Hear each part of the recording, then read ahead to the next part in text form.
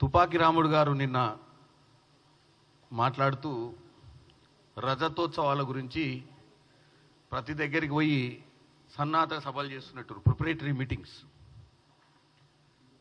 సరే, అన్నిటికీ మూలమైనటువంటి ప్రశ్న నేను వేయాలనుకుంటున్నాను ఈరోజు.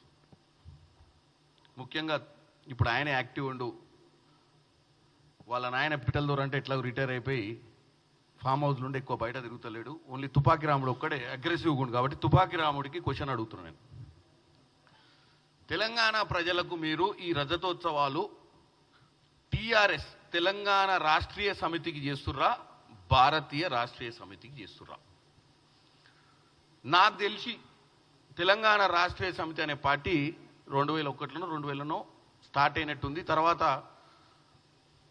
దాంతోటే మీరు అధికారంలోకి వచ్చి బాగా దోసుకున్న తర్వాత మీకు భారతదేశాన్ని పేరు పెట్టి భారతదేశాన్ని కూడా దోసుకోవాలన్న ఆలోచన వచ్చి టీఆర్ఎస్ని బీఆర్ఎస్గా మార్చిన మీరు మరి 25 సంవత్సరాల మీ కార్యక్రమం రేపు జరగబోయే 27వ తారీఖు సభ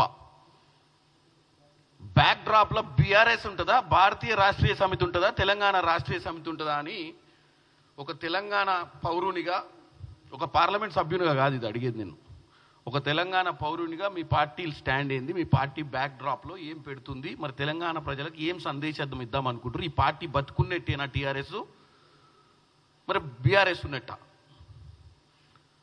కేటీఆర్ గారు జరగబోయే ప్రచారంలో మరి దానికి కూడా సమాధానం చెప్పాలి.